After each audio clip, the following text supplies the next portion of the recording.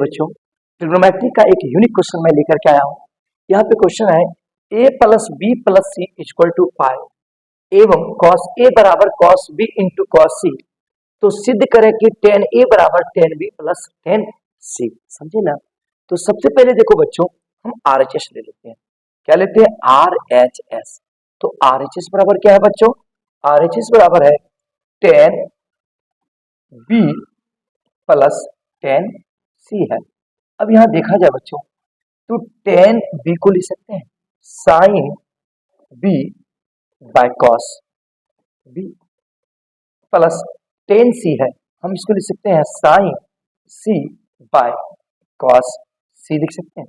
अब यहां देखा जाए बच्चों, इस दोनों का एलसीएम ले लेंगे तो ये हो जाएगा cos b into cos c, होगा ना?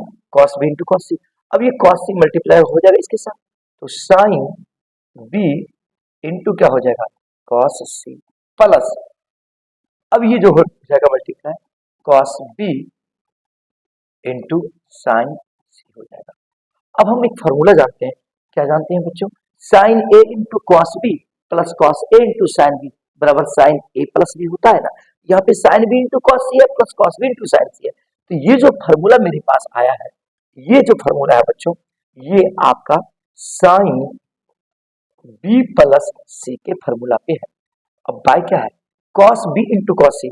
अब आप देखिए, लिख देते हैं cos b into cos c।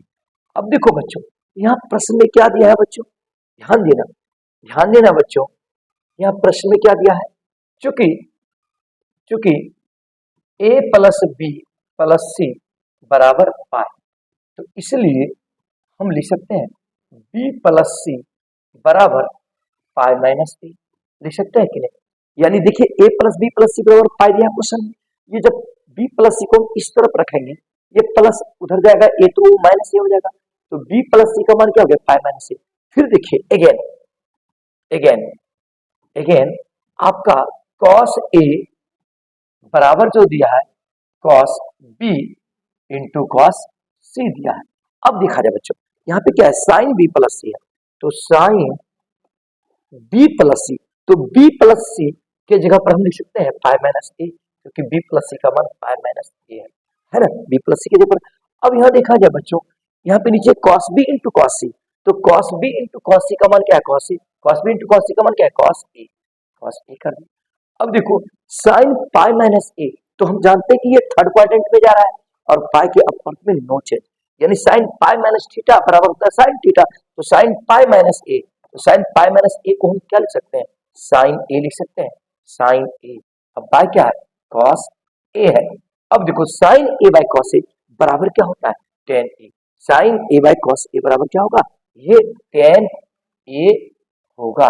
तो देखो यहाँ पे देखो, हम RHS लिए थे tan b plus tan c, LHS में क्या है? tan a, तो हुआ RHS बराबर LHS, यानी LHS हो गया ना? RHS बराबर LHS। ये तो प्रूव करना था, ये प्रूव करना था, हो गया ना? क्या समझ में आई बच्चों?